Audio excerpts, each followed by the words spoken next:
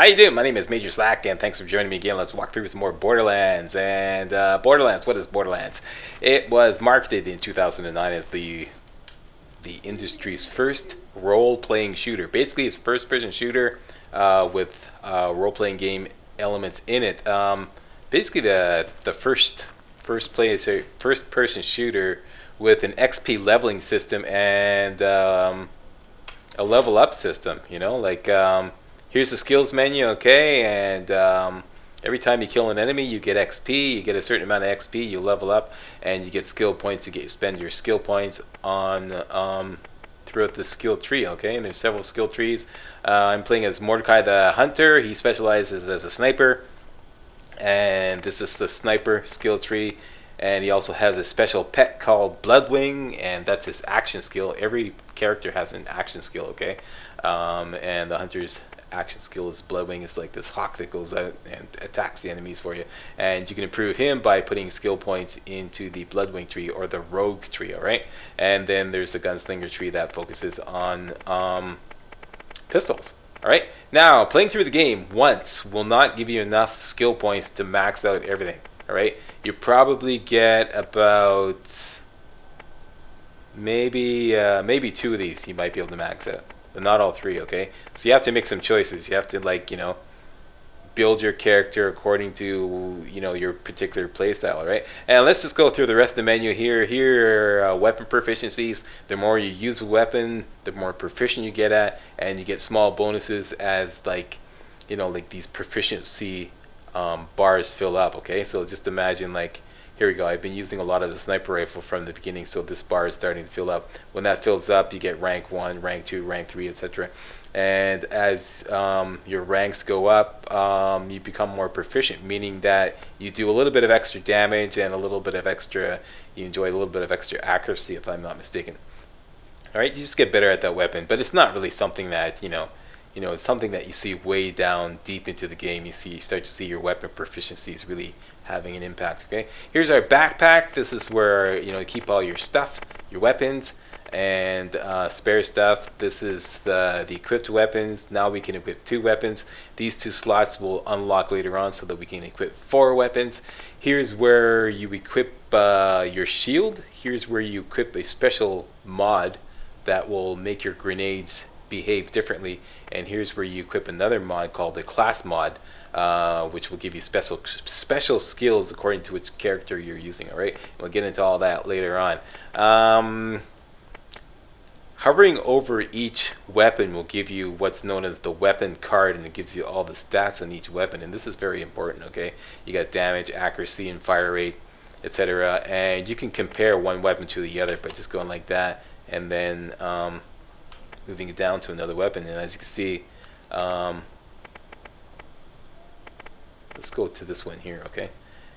Here you see that these are all like green arrows going up, meaning every stat in this weapon is better than every stat in that weapon, okay? Red arrow down means worse, green arrow up means better, and that's about it. You get special stats listed here, like plus 13 to magazine size, meaning according to what repeaters would normally carry. This carries 13 extra bullets in the clip, okay? And it's got special stats here, plus 30% damage, etc., etc., etc., okay? So that's basically the inventory, your backpack, etc. Here is the skills. We already went through that. Here's the mission log, alright? Here's where your current mission is. You have story missions, and you have side missions, alright? Side missions you don't have to do, but in essence, you do have to do some of them, because it's impossible to complete the game doing only story missions. What will happen is you won't be able to level up fast enough to deal with the tougher and tougher enemies that you have to take on, okay? It's literally impossible. I tried it, and there's no way. You'll get up to about level maybe 11, and that's pretty much the maximum you can go, and that's it. Once you get to level 11, everything's just going to be way, way, way too tough to continue through the story mission line. You're going to have to back up, do some side missions, get some extra XP, and level up more so that you have better weapons, okay? And better equipment. So that's that. That's the missions. There's also challenges. I highly recommend that you start working on the challenges right away to get yourself some extra XP. This is a good one to work on right from the beginning, okay? 12 Days of Pandora. Challenges are just basically do what it says, okay? Let's go to an easy one here. Lucky Shot. Your task here is to get 100 critical hit kills. Critical hits are like, you know, shoot the guy in the head. Every enemy's got a critical hit spot. I'll show you about that later on. Basically, for human enemies, the critical hit spot is the head, okay? So if you get 100 critical hit spots, or critical hit kills rather, you get 1,000 XP. This one pays 5,000 XP. This is pretty easy and it's kind of fun too. Hang on. Go there.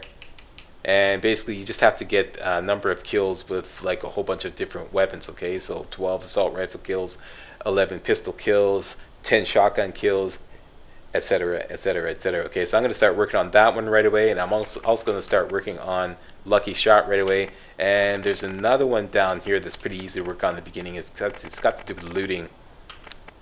Anyways, you can see there's tons and tons of challenges, so you can just like scroll through that and pick up the challenge you want to work on and start working on it, and you get some extra XP. So there's one that's got to do with looting down here. I'm gonna work on that. Impulse buyer, that's another one. Just buy stuff. All you have to do is buy 5 items, earn yourself 1,000 XP. Open 5 chests, earn yourself 1,000 XP. So that's it. These are missions are already done. No, this is whatchamacallit, audio stuff, audio tapes, I think. And finally, here's the map. All right. And it's pretty self-explanatory. Here's the legend.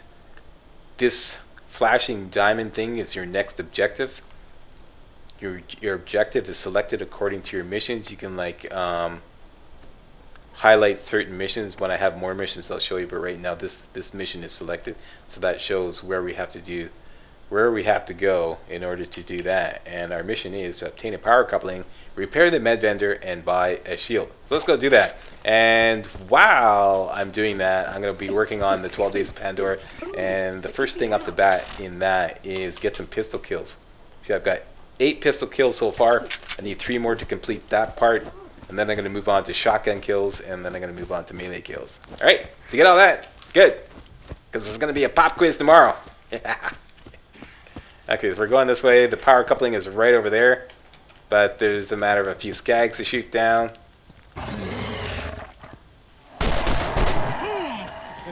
Trying to get some critical hit kills at the same time here.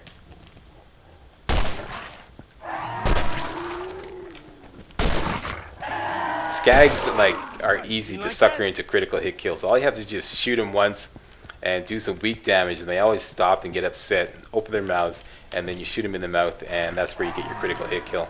With skags. Skags, their critical hit area is their mouths.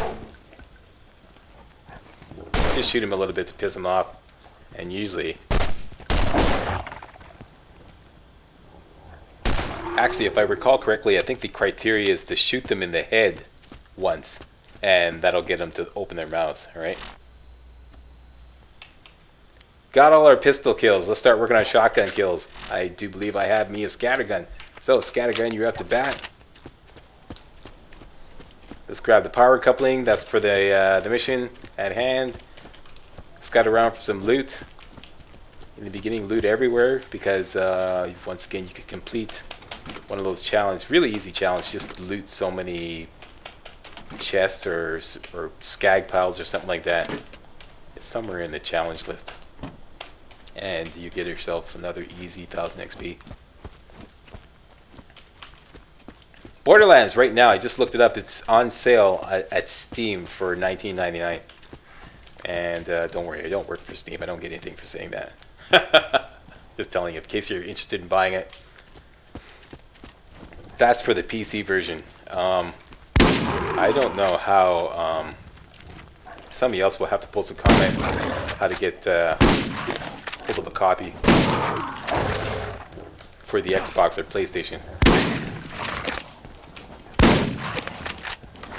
Hang on, reloading up here.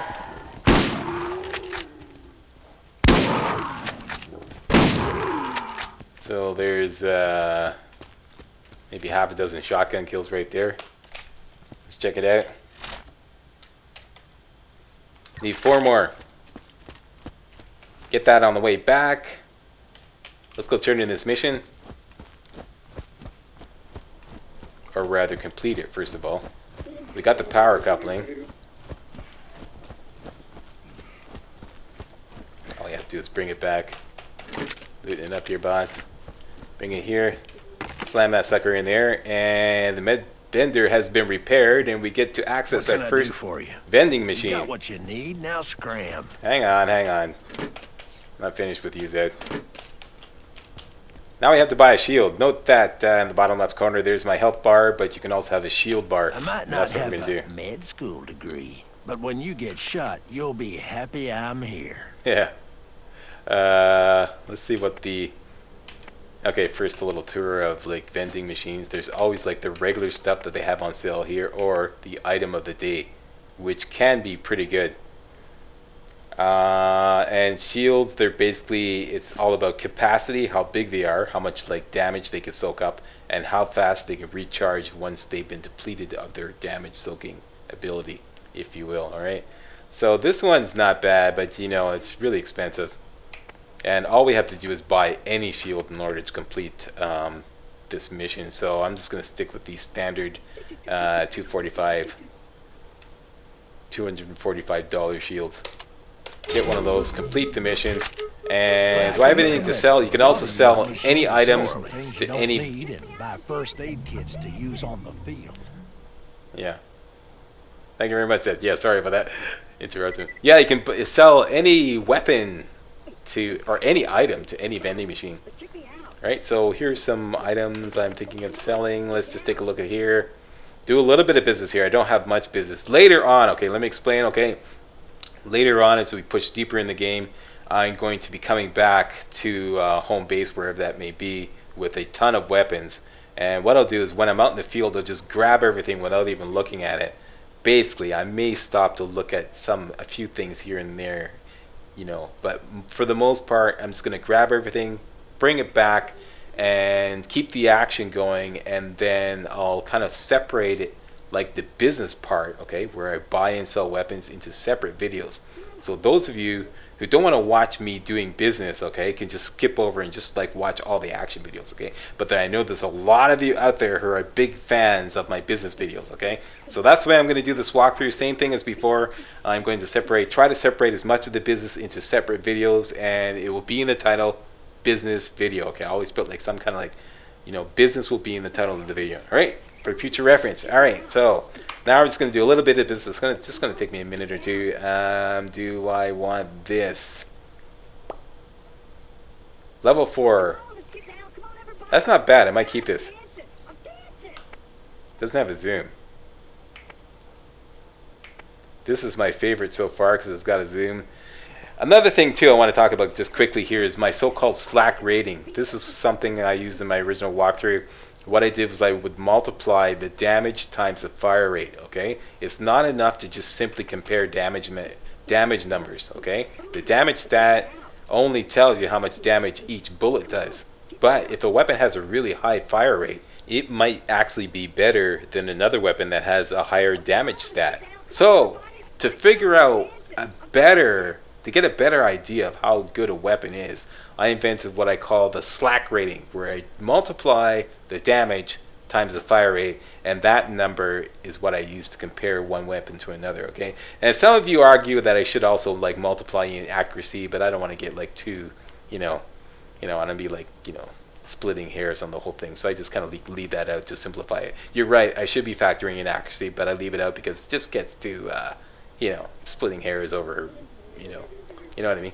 So I just stick to damage and fire rate, and that's my slack rating, all right?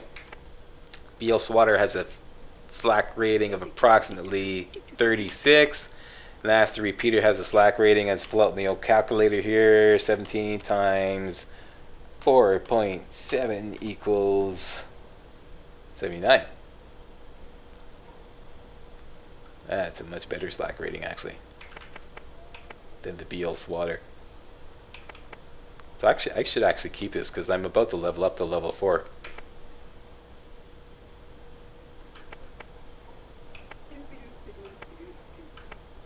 Okay, so I'm selling this. The RF repeater selling that. Keeping the scatter gun. keeping that. And I probably won't need this. There you go. We sold everything up. Let's turn it in here. You can call me Zed. Everyone else does. Turn in the mission. We earn 188 bucks cash, 192 XP. And let's get the next mission, Blinding Nine Toes. Kill bandits and return to Dr. Zed. That's coming up next. I think People don't yet trust you. If you're going to ever find the vault, you'll need the aid of the people. Helping Dr. Zed with his Nine Toes problem is a good move. Alright. I want to thank you all very much for watching, and see you next video.